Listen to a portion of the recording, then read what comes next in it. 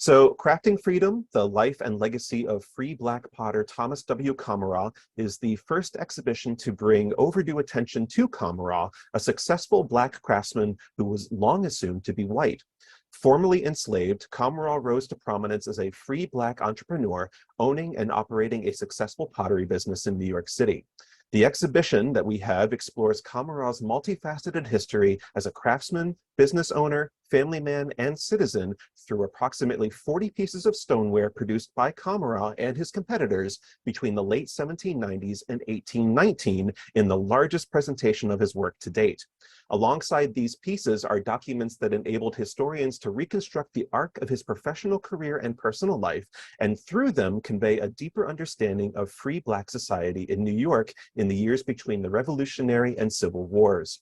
The exhibition has been organized by the New York Historical Society and is sponsored in part by Nellie and Robert Gibson, Dr. Jeffrey Pressman, and Dr. Nancy Kolish. Major support for Crafting Freedom has also been provided by the Decorative Arts Trust and Emily and James Satloff, and the exhibition is now on view through September 24th. And of course, another name that's crucial to this exhibition and also our contemporary understanding of Thomas W. Commeraw is our presenter this evening, Brandt Zipp.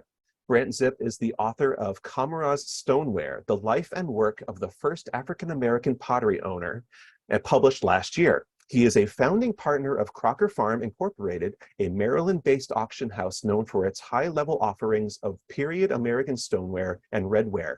It was Brandt's discovery of Thomas Commeraw's identity in 2003 that brought this story to the modern world and brought this exhibition to Fenimore Art Museum. So without any further ado, I want to hand it off to Brandt Zipp, if you're ready. And thank you so much for joining us tonight. And I love your backdrop. I thought people might get a kick out of that. Can you hear me okay? All good? All right, great. Look, Kevin, thank you so much. Yeah, I really just want to thank the Fenimore and the New York Historical Society for what they're doing to bring this forgotten early African-American figure to the fore. It's really gratifying to see this person's name now in major publications, and it's thanks to people like the folks at the Fenimore and the folks at the New York Historical Society that did this. So thank you so much. I'm going to kick this off with two really extraordinary examples of Thomas Commeraw's work, and you can see that this potter was not shy about advertising his ware and marking his ware very prominently. This potter, Thomas Commeraw, you can see here that these examples are marked in a way that is not exactly typical for American stoneware. At the time, potters might mark their work very discreetly, or they might not mark it at all. Commeraw was very proud of his work, which was shipped up and down the eastern seaboard and has been recovered as far away as Europe and South America. You see at the top there, these pieces say "New York" on them. That isn't just giving information to the consumer about how to get in contact with Commeraw. That's actually signaling to the consumer that Commeraw is making pottery in what was considered the gold standard of the craft at the time. At the bottom of these vessels, you see Corlier's Hook, which is kind of a strange name, but that's basically just a neighborhood in Lower Manhattan where Commeraw was working on the Lower East Side. And we'll get to that as we go. If you're not familiar with what this stuff even is, what kind of pottery it is, etc., this is salt glazed stoneware. So just very briefly, this stuff started being made in Germany, in the German Westerwald, sometime in the 15th century. This dates way back. And so the first potters to bring this to America came out of the Westerwald, and they arrived in Manhattan about 1720. So it's important to remember that Thomas Commeraw is working in a Germanic tradition, but he's a person of African descent who may only be one generation removed from Africa. These two examples are very fine examples, as Westerwald stoneware tended to be, and they would predate the time that these potters came over. When they come over, they start making stuff that looks kind of like this, and you can see that it's not quite as fine as what was being made in Germany. This vessel may have been made by the Crolius family of potters, and the Crolius family at a time became really the most famous family of stoneware potters in America. But they also happened to be the family that enslaved but later freed Thomas Commeraw and his family. Thomas Commeraw was born in 1771 or 72. He opened his shop in 1796 or 97. So he's about a 25-year-old man when he does that. He leaves New York in 1820 for the west coast of Africa, and he dies on August 15th, 1823. So he lived about 52 years. And in that time period, he lived a very remarkable life. He was not just a well-known African-American craftsman. I would say the evidence suggests he was one of the most well-known African-American craftsmen of his day, shipping stuff up and down the eastern seaboard on a regular basis, marked with his name, which was probably an African name. He was in New York City well known as an abolitionist, a leader of his community, a political activist. Eventually, he's going to become nationally famous as one of these people that goes to Africa to attempt to found an African republic based on American ideals. What's almost as amazing as all of that is that between August 15th, 1823, and the turn of the 20th century, Thomas Commeraw was completely forgotten by American society. These are two examples of his work that were acquired very early on in this process. So the one on the left is in this exhibition. It's one of the finest examples of Commeraw's work, and it was acquired by the Metropolitan Museum of Art in 1918. The one on the right is an oyster jar made by Thomas Commeraw for a fellow African-American oysterman named Daniel Johnson. This was acquired by the New York State Museum prior to 1905. The thing about this was the people acquiring this work really had no idea who made it. So here is an accession list from what became the Philadelphia Museum of Art. This is from 1907, and you can see here that they note a jar made by Commeraw that they're acquiring. But even at that time, I don't think these people even knew his first name. Over time, people do attempt to research Commeraw, but it's important to note that basically nothing was known about this potter, yet his work was acquired over and over again by major institutions throughout the 20th century. And I could really go on and on about this for a long time, but here are just some select examples of things acquired by major museums. You had the New York Historical Society acquire this fantastic jug in 1937. The Brooklyn Museum acquired this in 1943. This is kind of a cornerstone of their stoneware collection. Winter Tour acquired this in 1959. This is one of several pieces acquired in the 1970s by the museum, the American History Museum in Washington, D.C. And this was acquired by the Fenimore in 1989. People were, as I said, trying to research Commeraw, but they didn't get very far.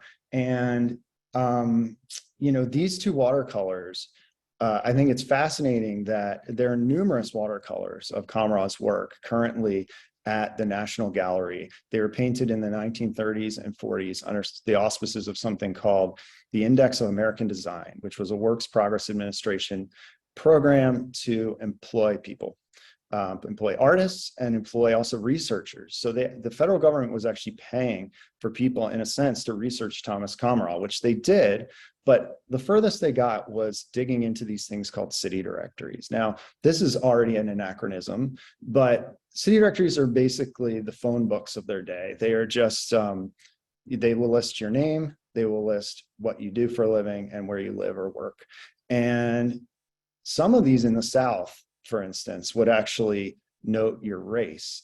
New York City didn't do that. So when people looked in these books trying to find out who this potter was that made Commeraw stoneware, they would find this guy, Thomas W. Commeraw. And so they knew his name was Thomas W. Commeraw, but they didn't really glean any information beyond those simple facts. And research stalled at that point. Something that is tricky about researching Commeraw, and there are many things that are tricky about researching Commeraw, but one of them is that his name is never spelled correctly in these books. And so what ended up happening was Commeraw was unintentionally spun into a character that he wasn't. And that came because one researcher chose this top spelling, Commeraw, as what must have been the correct spelling. So you can see here how badly this got in these books. The worst is that one at the bottom, Lamoureux. But his name, as I said, is never spelled correctly. So in 1970 and 1987, William Ketchum, who a lot of the stoneware folks out there may have known, some of you may have known personally, Bill Ketchum was a really nice man, and he was also really dedicated to writing about stoneware and other decorative arts. He wrote a lot about these topics. These books of his that were published in 1970 and then an expanded edition in 1987 attempted to solve this problem of who made these Commeraw stoneware objects. But what he chose to do was assume that that spelling Commeraw was correct. And he went so far as to say that Commeraw left behind a rather large number of salt glazed vessels bearing versions of the seal Commerow's Stoneware, New York. Now, if you're a stoneware collector, you could become quickly frustrated by that statement because you will never find a piece stamped Commerow's Stoneware, New York, because they don't exist. They're always stamped Commeraw stoneware. But this spun into the public mind a really intractable idea that this potter's name was Commeraw, and it was just commonly said that Commeraw was a white potter of French descent. For instance, the famous Remy family of New York City, who I'm going to talk about briefly in a second, they had originally come from France, at least it was understood. So this just fit with that, and everything continued in that vein.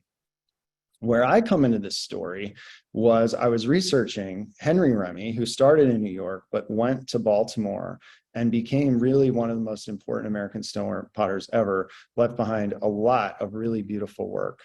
And my brother Luke is really the big expert on Baltimore stoneware. And at that time, he was doing lots of research on Baltimore stoneware. And I became interested in Remy's time in New York, and I felt that that hadn't been fleshed out enough. So I started looking through the census. Now, I was just going line by line, and I came across this listing where it says Thomas Commeraw with a B after it. Now, I had no idea what B meant, but you can quickly ascertain what it means if you look at this page.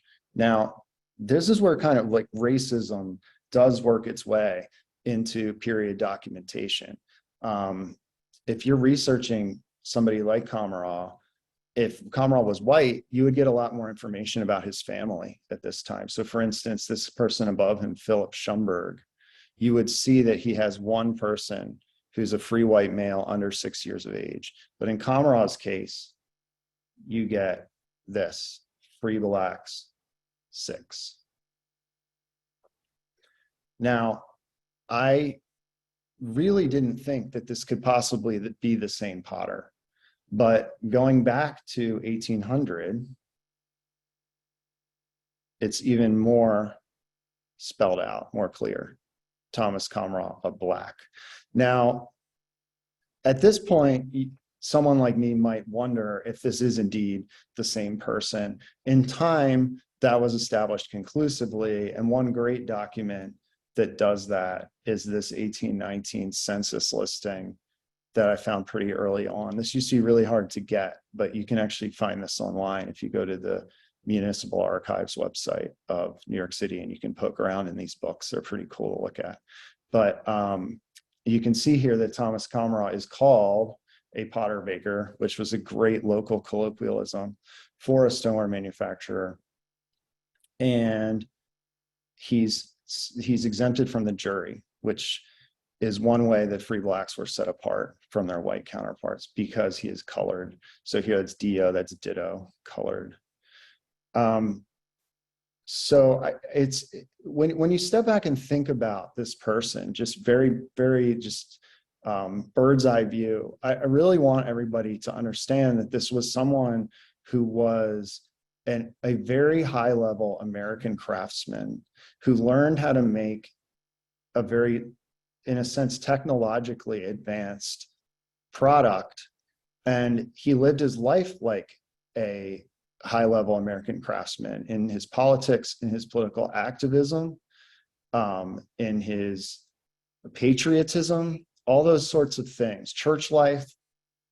But at the same time, he always lived his life as someone who was trying to foster his community, trying to build his community, work with other Black business owners, hold political meetings, all those sorts of things. And so just keep that in mind as we go. Thomas Commeraw was born, he may have been born at the pottery site that this inkstand was made at. This was made by the person who enslaved him, William Crolius, in 1773. This is William Crolius Jr. He's the son of a German immigrant potter. William Crolius gets sick during the Revolution. The family has retreated from New York City, and they're living in New Jersey. And William Crolius Jr. dies, and here's a snippet from his will. You probably cannot read this, but it says, "I do hereby fully manumit, set free, and discharge my Negro slave Tom, with his wife Venus and children Tom, Phyllis, and Venus." Now, we know now that this child, Tom, is Thomas Commeraw for the following reason. And just so you understand, if you do the math here, he was about 7, 8 years of age when he was freed. But we know it for the following reason. This is the first document noting the name Thomas Commeraw that I've ever found, the earliest document. This is on August 5th, 1792, Thomas Commeraw married Mary Rowe at Trinity Church in Lower Manhattan, which is obviously still there. It's a very famous church. It's an Episcopal assembly. And you can see off to the right there that they're described as being Negroes. We don't have a lot of time to get into this, but I will say that while the person above him, John Adams, and Mary Batherton, the people below him, Robert Wilson and Joanna Harding Pike, are both listed in what might be the most famous transcripts of this original document, which was undertaken in the 1940s by the New York Genealogical and Biographical Society. Thomas Commeraw and Mary Rowe are not. And they were not listed simply because they were Black. And so that's another thing to keep in mind when you're researching people like this, is that even modern texts operating in the 20th century were not always operating in a proper manner. But we also see here that Venus Commeraw was married less than 2 weeks after her brother. So this is clearly the same family of enslaved people that was owned by the Crolius family. The fact that they're being married at Trinity Church is very interesting, because Trinity Church actually had a long-standing policy of outreach to the African-American community in terms of education and teaching the Bible and all that sort of thing. And so I think we can probably assume that since Commeraw was educated, it may have happened in some way under the auspices of Trinity Church. Another thing that's interesting about Commeraw attending Trinity Church, and he will eventually move to a different Episcopal congregation on the Bowery. So he remains an Episcopalian in his whole life. And we don't have time to get into that tonight, but that was a big part of his life. He was a co-parishioner with Alexander Hamilton at Trinity. Now, these were apparently segregated services, so in a sense, he was not that. But it's interesting that he went to church in a sense with Alexander Hamilton, just because it's interesting. But that actually has meaning behind it, because Alexander Hamilton, who was buried in its churchyard, along with John Jay, who was the first Chief Justice of the Supreme Court, they founded in 1785 something called the New York Manumission Society.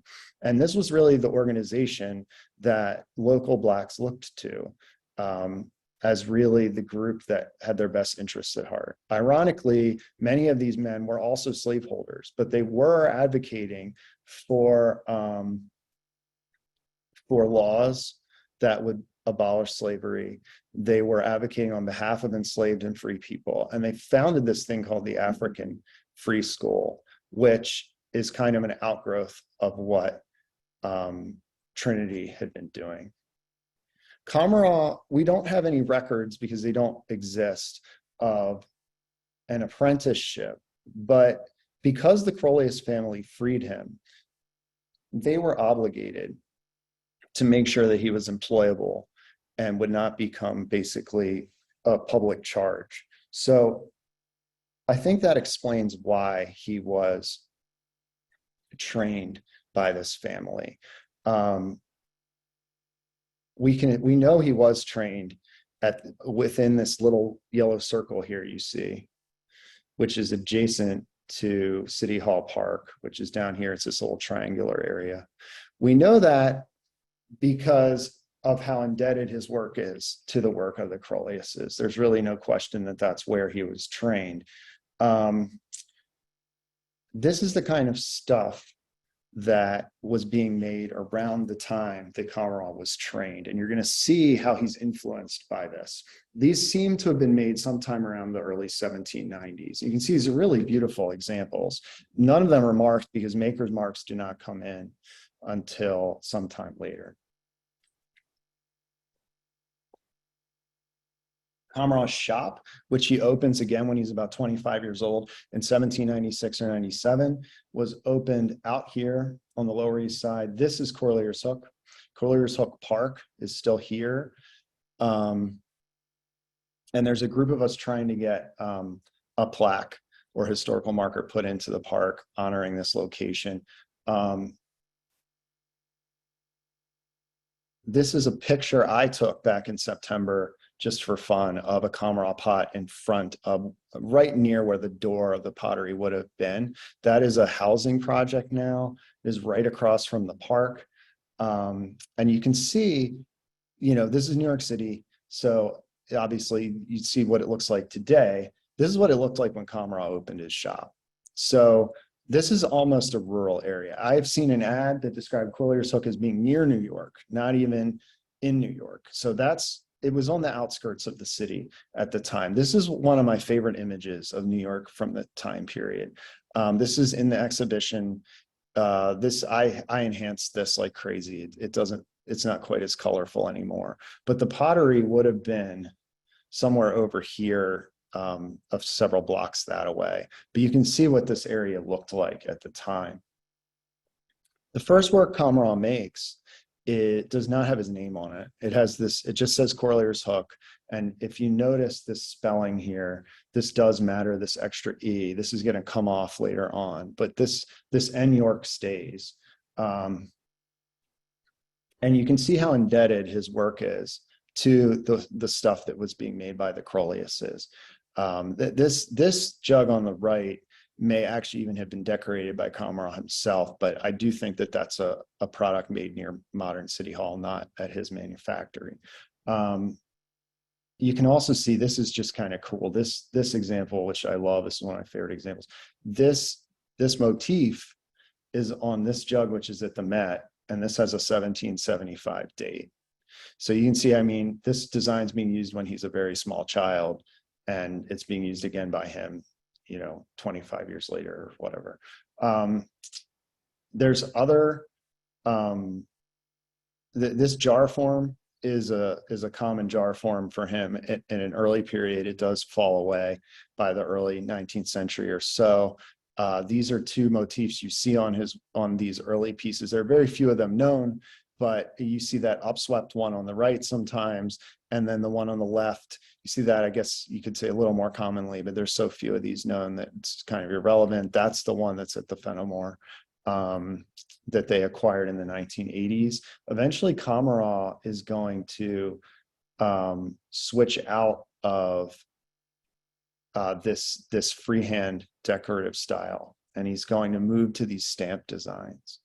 And this is just typical federal drapery type design of the time period. This shows up on a lot of different decorative arts, but Commeraw is the one that really popularizes it in American stoneware. And here's two wonderful examples. I've been fond of that one on the left for a long time. That's in the exhibition. But you can see a close-up of this stamp. And, you know, the question becomes, why did he move to this style when no one else was really doing this at the time? And I've come to feel that he may have been keen to employ people of African descent who were not skilled workers, because they were typically shut out of traditional craft training. And the historical record does suggest that he employed fellow people of color, which I think should probably go without saying, but this would be an easy way to get them involved in the production process. This is perhaps the finest example of Commeraw's work known. This is a large jug that in person is fairly imposing and is really beautiful, but from the top, it really shines. And you can see here, this is when he starts stamping his name into his work. And this is signed before 1803, but I'm thinking it's probably more like 1800. You can see the entirety of the stamps that he would use there: Commeraw, Stoneware, and York, Corlear's Hook. Here's those jugs I started the talk with. And then you see that he stamps these pieces. You're going to see that he stamps these pieces in, he doesn't always use every stamp that's available to him. So in this case, we see all 5 lines: Commeraw, Stoneware, Corlear's Hook, and York. On these, we just see Commeraw, Stoneware, New York, Commeraw, Stoneware, and York. That New York is very rare, by the way. That's usually N York. Here, Commeraw, Stoneware. In the center, you have Commeraw's. On the right, you have Corlear's Hook by itself. I think that haste in the shop may explain differences here a lot of the time, but for instance, Corlear's Hook, that might have been made for local use. Who knows? As I said, this jar form, he really favored this for a while until the early 19th century, maybe like 1805 or so. That tends to fall away in favor of this, which is a quintessential New York City jar form that you see other potteries using. He also did other forms that were straight-sided, and these tend to bounce around a lot as to the exact form. And he did pitchers. There's very few of these known. I believe I've only seen 4 Commeraw pitchers. In 1807, Thomas Commeraw found something called the African Society of the City of New York for Improvement. This was an unabashedly abolitionist group that sought to, let's see here, yeah, they wanted to raise a fund to assist those of their brethren who may stand in need of assistance, and as far as possible to free others of their brethren from bondage and pray aid in the premises. Commeraw went to the state legislature and tried to have his group incorporated, which was kind of a necessity for it to continue to exist, and they denied his charter.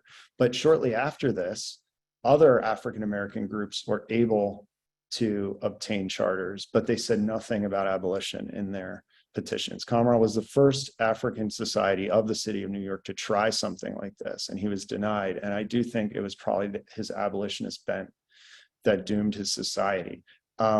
Here you have this wonderful document showing Commeraw leading hymns at an abolition celebration in 1809. This is an example of Commeraw physically helping another person obtain a voting certificate. So this is something that Blacks had to deal with in the 18 teens, and it was really difficult. All of a sudden, because it was illegal for slaves to vote, the New York State Legislature put really onerous restrictions on free Blacks to prove that they were not slaves. So this is a freedom certificate for this guy, Peter Johnson, and Commeraw is signing an affidavit here to help him get that certificate. And this is an 1813 meeting of colored citizens that is chaired by Thomas Commeraw. And you can see the things that are on their minds here. These are resolutions that they passed, that a free and fair exercise of the elective franchise is essentially necessary for the preservation of life, liberty, and property. And they endorsed Governor Daniel Tompkins. And they said that he continues to be a zealous friend of colored people and is in principle and in practice opposed to slavery. In 1814, there was a genuine fear that the British were going to invade New York City. And so because people like Commeraw were federally banned from serving on militias, the only way that he could participate in defending the city was by helping to build fortifications, which was a big push around this time. And this is a great ad. I was really excited when I found this. Test of patriotism. The people of color throughout the city and county of New York are requested to meet in the park on Monday morning at 5 o'clock to proceed in a body to assist in erecting the fortifications of Brooklyn Heights by order of the public meeting. Thomas W. Commeraw, chairman. What's interesting is Commeraw, this ad that kind of piggybacks off the other one hints at the fact that the pottery shop itself was not just a place where Blacks could go for employment. It wasn't just a place where you had Commeraw operating as one of the chief African-American craftsmen in the city. It was a place, I think, where people of color could come to have political meetings or have meetings of all sorts. This is a wonderful ad where the text here reads, "The time is come which affords you an opportunity of contributing your might." And what they mean by that is that's a reference to the widow's mite in the New Testament. "In erecting a fort on Brooklyn Heights to defend yourselves and your country from the invading redcoats, who are so detestable to every lover of his country's rights and freedom. All those patriots who are disposed to render their services will meet on Wednesday evening next by order of the meeting held at Corlear's Hook." Now, Commeraw also, as I said, seems to have really gone out of his way to try to help fellow Black businessmen. All of these, save the one on the right, were made for fellow African-American oystermen. So you have Daniel Johnson, who was a really well-known oysterman in his day, kind of a predecessor to Thomas Downing. You have William Brown here, who was a founder of the African Methodist Episcopal Zion Church. And you have George White, who was an evangelist and actually wrote a slave narrative and published it in 1810. Eventually, Commeraw is going to fall on hard financial times. And you see here an advertisement for a sad sale of part of his business at 11 o'clock a.m. in Cherry Street at the manufactory of Thomas W. Commeraw. There's Commeraw again. These are just misspellings from people. He had a hard to spell name is really what it came down to.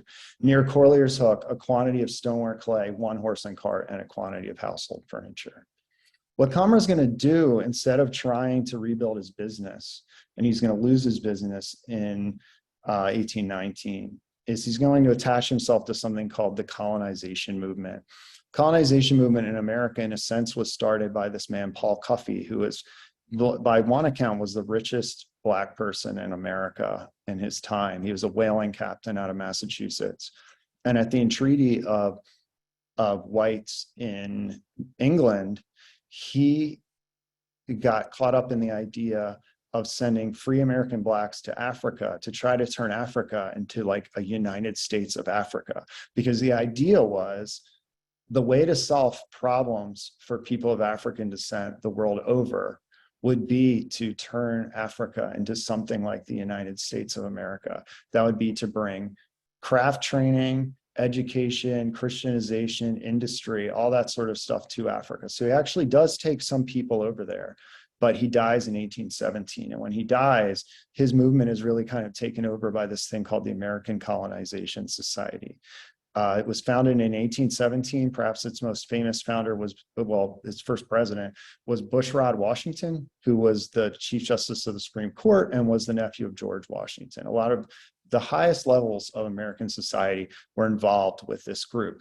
This group at its best, its members embraced the ideas of people like Paul Cuffey that I just described. At its worst, it was plain and simply a way to try to deport American blacks. But Thomas Commeraw, the question becomes, why did he attach himself to this movement? In part, he was actually trying, I'm certain, to bring salt glazed stoneware to the African continent. So here is a pot made in West Africa. You can see that it's a primitive pot that is very easy to fire by looking at this image of women today, even firing these basically on the ground. They're pit firing these pots. That image on the left is of a stoneware kiln, a Crolius family stoneware kiln. So you can see the difference there in what was required to actually fire American stoneware. It's important to remember that Commeraw, like it's good to speculate about why Thomas Commeraw made this choice, because we have a guy who had really attained everything he could in America as a free black man. Now, he did undergo a lot of financial trouble, but I do think, I mean, there's a lot of things going on in this person's head, probably. For instance, he's a devout Christian. There was a big missionary event to this. He does genuinely see, and I'm going to close this out with some quotes, where it does seem like he wants to serve under the federal government. And because although this was done under the auspices of the American Colonization Society, this is a little bit convoluted, but Commeraw was actually chosen as a potter under the federal government's auspices to go to Africa with others, plant a colony, basically get it started, and then it would be taken over by the American Colonization Society. But it does seem like in the end, Commeraw wanted to go further than he could go in America. So this is a great letter that was in the archives of the New York Historical Society. I was super excited when I found this.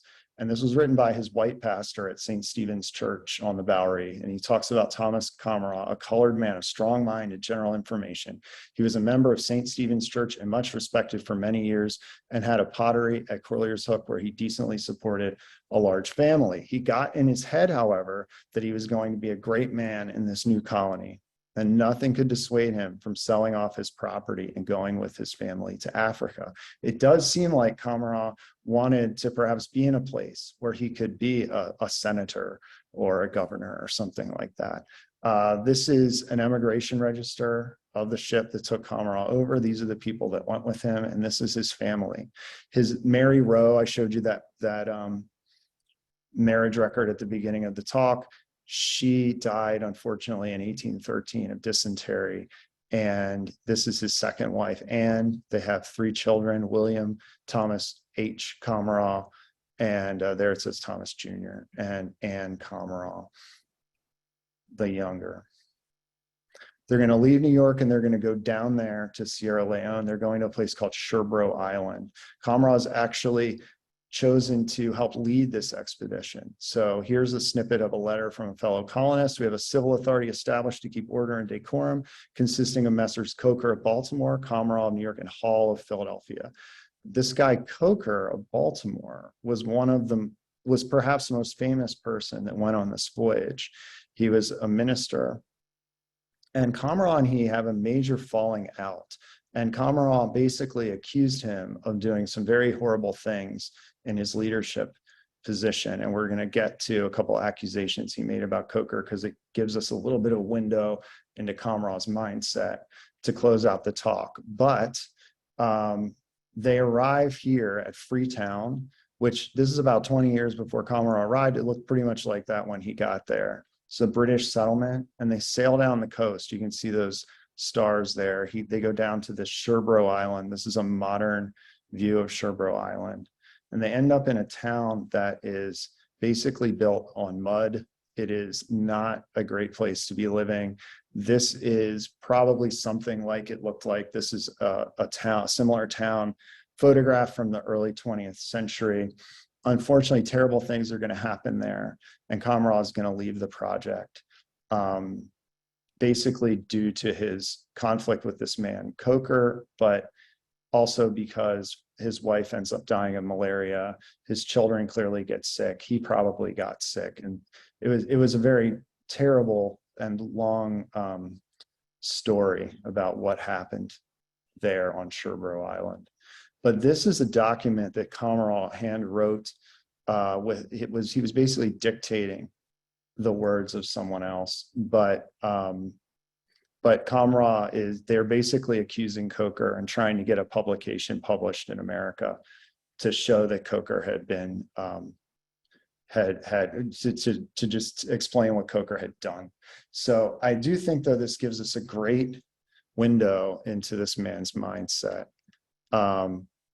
It says, the 4th of July, 1820, Thomas W. Commeraw sent to Captain Martin, informing him that sent to Captain Martin of the schooner Augusta, informing him that the Augusta was a United States vessel. And on such a day, pointing out to him the day would be the 4th of July, requested if there was as much powder on board at sunrise to fire a salute. And if there was not powder for it to fire a salute, to hoist the flag at sunrise. The answer from Mr. Martin was this, that he could not without your consent. And they're writing this to Coker. This he tried to obtain, but it was in vain. You said that you would not. One second. Sorry, my bar is covering that. You said that you would not have it done, for the independence of the United States was nothing to you, and that you disregarded her flag. Another charge to Coker was, he said, first thing you did was to mislead the people in their distresses, men, women, and children almost naked. You said to them, if you want clothes, subscribe your names to the Colonization Society and leave the service of the United States. To this, Commeraw objected. This, he said, would be desertion and treachery, and that he knew nothing about the Colonization Society. You told him that the white agents had given all the people over to the Colonization Society. The answer of Mr. Commeraw was this to you, that neither could show a right given to them from him to barter or to turn over his life, liberty, and the pursuit of happiness without his consent. He said that he came out a mechanic in the United States service and would be that or nothing. So I think it's really interesting to try to get in the headspace of this person who left America, but is really steeped in these American values of patriotism, of, he says he's serving the United States. Really interesting. I'm going to close this out. I'll tell you ultimately what happened to Commeraw if you don't already know, but I'm going to close this out with an actual letter that he wrote. And this was something that I found. It was Christmas Eve, 2009. I was messing around doing a Commeraw search on Google because I found out who he was in 2003, but I could find nothing really about him in newspapers or anything at the time. I tried, but I couldn't find really anything of substance. And then all of a sudden this letter pops up on eBay of all places. And this really knocked down a huge brick wall. It says, sir, and he's writing this to that pastor of his on the Bowery, and he's telling him how terrible it is in Africa. And this was published all over the country, and it was almost a scandal, really. Sir, I embrace this opportunity to inform you of what will be the ultimate of colonization of us free people of color on the western coast of Africa. I've been in this country at this date better than 12 months, and in looking around me for improvement for a colony, I find none that is probable. For in the first place, the natives are all heathen. They have the balance of power. Their example takes with us, and their manners. We seem to have lost all that is praiseworthy. I had a hope that we had some stability, but we have none. Whatever might have been the primitive causes committed by our forefathers that caused the Almighty to pass his judgments upon them, I dare not pretend to say, but I would take my chance of being carried away and sold conformable to the judgment than to remain here a heathen. Glory to God in the highest that I was born in a Christian land, and I will follow my Christian profession until my life's end, which will soon be, for I am old, but I mourn the situation of my children, should I leave them behind. unable to get away from this place. They will have to bow to heathen customs. Their children likely to become heathen themselves. I have lost the principal part of my family, my wife and niece. In this country, the climate is favorable to slothfulness and sickness. Its soil is poor, generally bad water. Its wildfowl all poor, fish scarce. In fact, the country and people poor. I was told by the agents of the Colonization Society that the society intended to support the colony 8 or 10 years. By that time, the colony would be able to help and defend themselves. I wish I could think so. 30 years have elapsed since the establishment of Sierra Leone, and I am informed if the British government was to leave it, the colony would come to nothing. I'm informed that the government of the United States, agreeable with their constitution, cannot have a colony out of their jurisdiction. If this be the case, the society in less than 30 years will leave the colony. The cost will be too great. What will follow? Lives lost, money spent, and the people turned in with the heathen.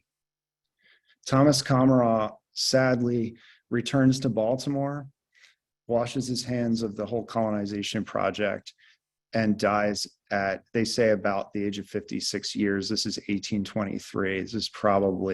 He's probably younger than that. But this is his obituary. And again, this was printed all over the country, really. Yesterday morning, Thomas W. Commeraw, aged about 56 years. He was a descendant of Africa, and for many years carried on an extensive business in New York, where he was very generally known. He, among others, left this country for Sierra Leone, Africa, and after remaining there some time, returned to Baltimore. So you have a guy here, it's not a happy ending, but it's really, it's hard for me to wrap my head around the fact that this was a figure who completely fell out of our public consciousness. And I'm just so happy that that's not the case anymore. Anyway, that's it. And I hope you have some questions.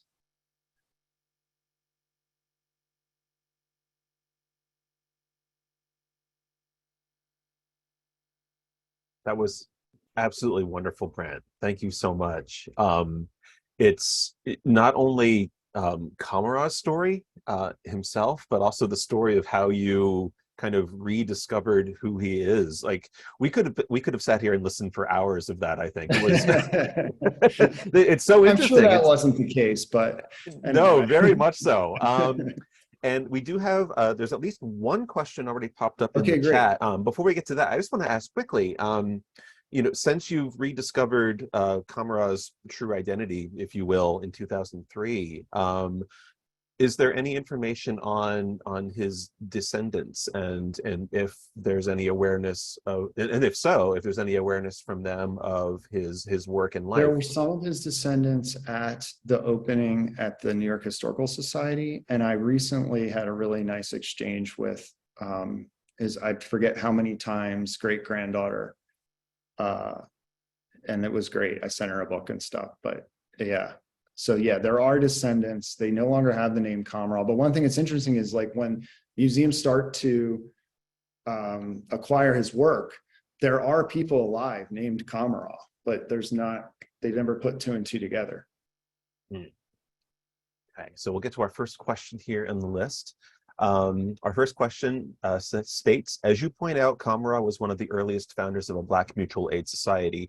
He does not, however, appear among the many Black leaders who founded the New York African Society for Mutual Relief, incorporated in 1810 and enduring into the mid-20th century. Why do you think Commeraw was absent among these prominent leaders' endeavors?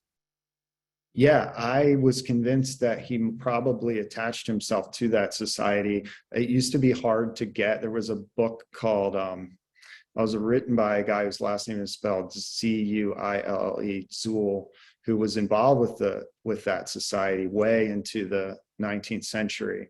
And they have a whole list of the founders in there. And when I got a hold of it, I was convinced he would be in there, and he was not. I've always thought that he was just aggravated with the whole situation and didn't want to attach himself to that society, that he had his own society and it went by the wayside. And so he just did his own thing. That's what I just assumed, but it's a good question because there's so many people belong to that society. It was a very famous group. Next question. How long did it take for you to validate Commeraw's identity?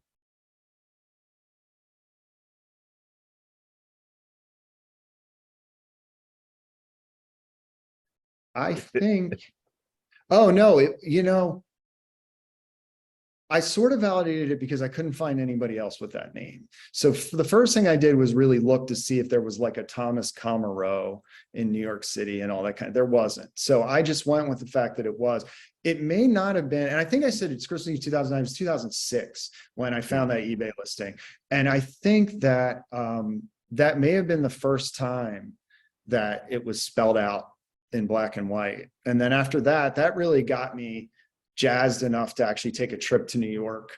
And I stayed with a friend, and I did a bunch of research up there. And that's when I found that census listing that says that he was a potter baker and all that. I felt it had already been proven by that point, but there aren't really actually that many documents that say this guy was Thomas W. Commeraw, he was black, he was a potter. So yeah. Do you have any examples of Commeraw's unmarked but attributed work? So what's interesting is there's very few pieces that I would say are just, he definitely made them, but he didn't sign them. I think I have one pictured in my book that was a big, like 4-gallon jug, 3 or 4-gallon jug that was clearly his. But so what's interesting, I don't want to get too much into the weeds, but usually when you see people stamping things, those stamps are unique to that pottery. So usually, because sometimes that's not the case. And so his stamps actually show up archaeologically at a site in New Jersey as well. And there are pieces that show up that have no marks on them. And the question becomes, are these made by Commeraw or are they made at this site in New Jersey? And I feel like it's usually pretty evident for various reasons. But he was obsessive about putting some sort of stamp on this stuff, whether it was just Corlier's hook, whatever. Next question, do you have any of his work coming up for auction? And I might expand upon that. Do his pieces often come up for auction these days? And price comparatively, how do they compare to other potters of the time? Yeah, so his work was always valued, I would say, more in general than say like the Crolius family. Obviously, there's a lot more that goes into the value of these than just who made them. But if you were to take a plain Jane Crolius jug and put it next to a Commeraw one, at the time, this is even before anyone knew who he was, his stuff was always a bit more valuable because it was harder to find, a lot harder to find. But there are a lot of Commeraw pieces out there. At our auction house, there were years where we would have maybe 3 or 4, something like that. There are years where we have like 1. So that sort of gives you an idea. We've been having these auctions for about 20 years now. So they're not super common. Like, whereas the Crolius family, you're going to get a lot of that. We'll have a few in each auction and stuff like that. We do have one now. It was actually the one that I chose for the cover of my book. And that's coming up in July. That's just a phenomenal example. But and then if you want to talk about how common his work is, like stuff of that quality too is like really hard to find. Yeah. Speaking but of this isn't one of the reasons, real quick, sorry. Yeah. When I showed those examples of like museums acquiring his stuff, I just wanted to kind of communicate that sometimes we discover a potter and we feel that he's important for some reason, but there's only maybe a couple examples of his work, or we have to work hard to find things that maybe he's responsible for. In this case, this is a potter whose work was acquired, a lot. And so there is a lot of work out there to study, and he seems to have made it solidly from 1797-ish to 1819. Like, I don't think he ever, all that stuff with those marks, I think was made that entire time. Wow. Speaking of Crolius, somebody wants to know if you could expand a little bit on the relationship between Commeraw and Crolius, anything that you didn't add in your presentation that you think is important about their relationship. So the only window I've ever gotten into the relationship of Commeraw and the Crolius family is that when Commeraw made that petition to the state legislature, Clarkson Crolius was on the state legislature, was a member of the legislature. And I thought that probably was intentional, that maybe even he was elevated to the head of that society because he was able to get that entree into that circle of legislators and everything. But I've never been able to find any mention, like anything where the Crolius family happened to reference him in some way, or any kind of document that ties them together other than that will. Like, there's no, but it seems like I've always felt you find exceptions to this rule, but the stoneware craft was very cooperative. I don't think he would have been having this shop on the Lower East Side if he wasn't still cooperating with these people in some way. Speaking about the pottery itself, somebody wants to know regarding the stamps on the pottery. On some of them, the letter N is backwards, and if there's any significance to that. Yeah, so on all of the pottery, the S on Commeraw is backwards. The N is backwards on Stoneware. On some of them, on the N York, the N is backwards, and that's a whole other, because it seems to be a period where, but anyway, that's a big question. I've been talking to people, potters and things, about this for over 10 years, and you can't, when you first look at it, it looks like these are metal letters that he's using, but if they were metal type, which is set on a backing, you can't flip an S that way on a backing. It'll only just become another. So there's something about these that enables them to be backwards. And after all this time, I think what happened was they were carved backwards. And I wonder if he did them himself. They could have been made out of clay even, or he had some guy who's carving things make it for him, and they turned out that way, and he said, well, whatever. But it's a good question. It's a real good question. The next question is important because it comes from our museum's president. Is it true that his wife is buried in Ilion, about a half an hour from Cooperstown? It's not his wife, but his grandson's family is buried there. Yeah. Okay. Do you have time for a few more? Because we have quite a list of questions. Absolutely. Here. Yeah. Let's just keep going. Okay. Let's see here. Is there any evidence that he did any work in Baltimore? So that's a dream thing for me, is to discover something that was made by him or was obviously made by him. The Baltimore potters, they liked to sign their names on the bottom of things a little more than some other places. So I'm always hoping that something will turn up with either his initials or his name on them. There's a possibility that he was sick. He was here for about a year. He may have been sick the entire time in some way, but I've tried to research, locate him at a pottery. That guy, Henry Remy, that I was researching when I discovered him, he had a pottery at that time, and they had to have known each other. And there's some evidence that Remy may have even worked for him when he was in New York before he moved to Baltimore in 1812. So I think I've always thought that he went to work at this place that was run by Remy called the Baltimore Stoneware Manufactory, but I've never found any evidence. Believe me, if that turns up, everyone will know about it. Another sort of location question. Have you come across any Commeraw examples covered in Albany slip? No, that's a really good question. No, and in fact, they're almost never slipped inside either. So oftentimes after a while, the potters start to coat it on the interior. And it's very little of that done. That'd be cool if there was something like that, though. Okay, I don't think okay, next question. You said that Commeraw lived like a high-level craftsperson during his politics. What did you mean by that? How did being a craftsperson affect his politics? Yeah, it's a great question. I wanted to get into that, but I didn't have time. The party of the American craftsmen at the time they were called the Republicans colloquially, but they were really the Democratic Republicans. So the party of Jefferson and Madison and Monroe. And they were also, strangely, the party that was really pushing through these voter restrictions and things. So you actually find Commeraw, who is a Democratic Republican. He eventually, the last thing I ever found about him politically was it said he was involved with a meeting of independent electors of color, which made me think he had rejected them eventually. But yeah, that's why I say that in his politics, because they're like the Crolliuses, boy, they were really hardcore Republicans. Can you talk about, we keep jumping back and forth between topics here. Can you talk about the development of maker's marks? Was Commeraw an early adopter of stamping his name on his work? 100%. He may have been, the first potter to put his name, actual potter to put his name on stuff. I think he was the first person to start marking his work in New York City. See, basically, the short answer is, at first, potters start to put place names on their work. So you'll see Boston and Charlestown. You'll see Corlear's Hook. There's an early Taunton, Massachusetts, I think just says Taunton. And then they start to add their names. And this all happens pretty quickly, but it's like in the 1790s that these marks come in.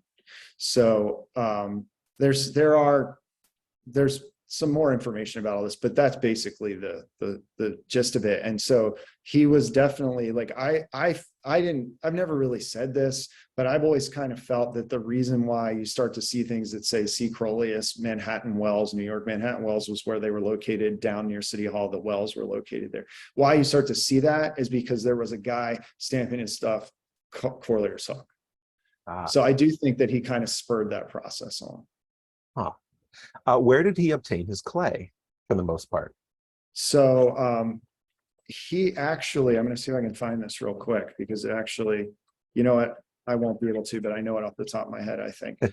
There's actually a really cool vignette in a newspaper it's about 1806, where a guy, he's from Philadelphia, and he comes to New York, and he's just walking around the city, and he writes in this magazine about what he saw. And he says, I walked out to the extremity of the Lower East Side to where the East River, to where it meets East River. And there I found a manufactory of stoneware. And he goes in and he talks to someone there who's probably Commeraw himself. And he sees him working at the wheel, and he describes the different wheels, what the kiln looks like. It's a really great thing. And he says that the person I spoke to said that they found, I believe he says they find the clay at South Amboy, which is where everyone, like stoneware people kind of know that South Amboy was a big place in New Jersey where people got their clay. But it also says something like they find clay equally fine on the banks of the Delaware River. So that always told me he was probably getting it from different places. Okay. Two more questions. Actually, it might be maybe three more questions. I'm going to put this one together. There's two people who have more questions about either connections or relationships between other people. One being Potter Durrell Williams, and another being David Morgan. Is there any connection, and what is the relationship? So I've never found any relationship between him and Durrell Williams directly. They worked together in Lower Manhattan before Commeraw went out and went out on his own, but I've never found any evidence of Durrell Williams involved with his shop. David Morgan, I think David Morgan worked for him. So for those of you who don't know, David Morgan, there are three potters really other than Commeraw to ever stamp their work in New York City. There are other stoneware manufactories that existed, but the three you only ever see are C. Crolius, who's Clarkson Crolius, who's very famous stoneware potter of his day. John Remy, who is he's the brother of Henry Remy, and David Morgan. Now, David Morgan is someone that we've never been able to really figure out who he was. He seems to be related to a Morgan family that were stoneware potters, or they owned a stoneware manufactory in New Jersey where the clay bank was. But no one's ever been able to prove that. And he died in, I think it was 1803, in the fall of yellow fever. And so, but anyway, there's some evidence based on like when David Morgan first shows up as a potter. And by the way, David Morgan potted only a few blocks from Commeraw. So their work is very similar. And for a long time, when I quoted that book that said there were pieces marked Commeraw stoneware, that book also says that Commeraw and Morgan ran one shop together because their work was so similar. And that at different times one would run it and then the other would run it. Well, that's not what happened. Actually, David Morgan had his own pottery. And it seems like when David Morgan first shows up in the area, he's possibly working for Commeraw. But that's a long way of saying that's all I really know. Okay. We'll get through these remaining questions here, and then I think we'll call it a night here. So has there ever been an archaeological dig in the Corlear's Hook area and any pottery shards discovered? Right now, they are excavating the park. They might have been done by now, but they were doing it as of a few months ago. Uh-huh. I always assumed that given the amount of construction that has happened and stuff, nothing significant would be found, but I'm hopeful that they found maybe some little fragments, and that hasn't been released yet. But Got it. I'm unaware of any other digs that have uncovered anything, but that's a great question. Was he ever commissioned to provide pottery anywhere in Philadelphia? No, not to my Okay. knowledge. Okay. Or has he ever shipped ware up the Hudson River? I think he had to have, because so for Mhm. instance, some of the pieces we've sold here were found just fresh out of, like, one was found fresh out of a barn in North Carolina. Some of the things, I didn't get into this with the oyster jars. He wasn't physically shipping these, but the oystermen were. They're often recovered in South America because of just there were some forts down there and things like that, and they would ship these oysters down to South America. There was a jug of his recovered in Norwegian waters once that may have been shipped for primary sale, or it might have just been on a boat that someone was using it. But I think he had to have shipped things up that way, but Okay. I don't have any evidence of it, direct evidence. Okay. Did he make any pottery in Sierra Leone? So that, yeah, again, back to like the Baltimore thing. I mean, I don't think anything like that could ever be found, but it's fun to Mm, like think about. I don't think so because of the conditions over there. I think they hope to get to that point, but yeah, they were just basically subsisting. right. Um, I think, oh, there's a couple more questions coming in here. Did he ship any to Europe? Yeah, the only evidence I ever found is that one that these guys emailed me. They were divers fooling around in the sea there off the southern coast, and they found this thing, and it had red coral on it. And Wow. that was fascinating. But I think because of the ceramic industry in Europe, I've never thought that American stoneware potters sold things directly to Europe. I do think they got there though with things with New York products in them. So just Mm, like the oyster jars went to South America, you mm, could have had any number of New York products, liquors and things, whatever gotcha. being shipped. And I think we'll end on this question. I've been kind Okay. of holding on to it for a while here. Thought it'd be a nice ending question here. In your opinion, what are the most important unanswered questions that still exist about Thomas Commeraw? What do you still want to know? Yeah. I really want to know what happened to him in Baltimore. That's the one thing that has been very frustrating for me.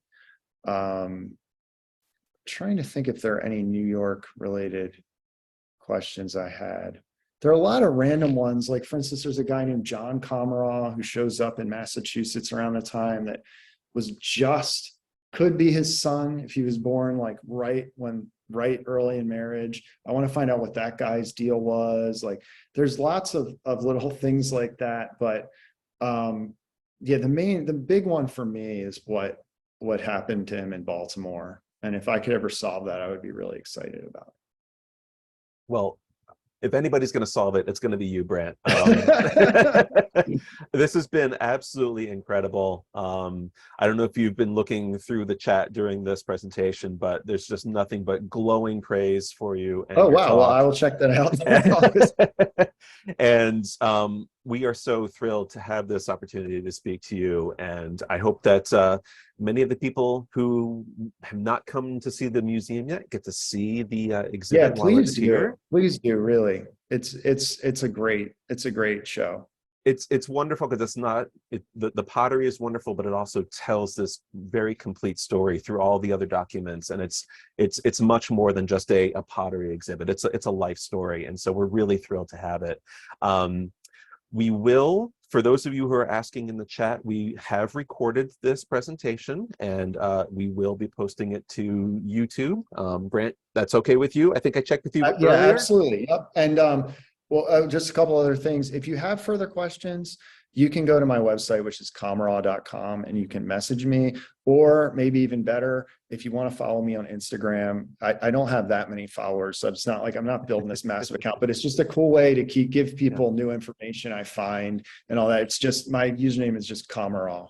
Yeah. So just that's some fun ways to follow along as new stuff hopefully comes out. But Fantastic. anyway, And that's Commeraw.com. Don't spell it with yeah, an AU. Don't spell it with an AU. yeah. Don't you spell it EAU? Yeah, no. Don't do that. Thank you all for joining us once again. Thank you for your donations, everybody. And Brandt, once again, thank you so much for this wonderful presentation. And I Thank hope you you. have Thank you. a wonderful rest of your evening.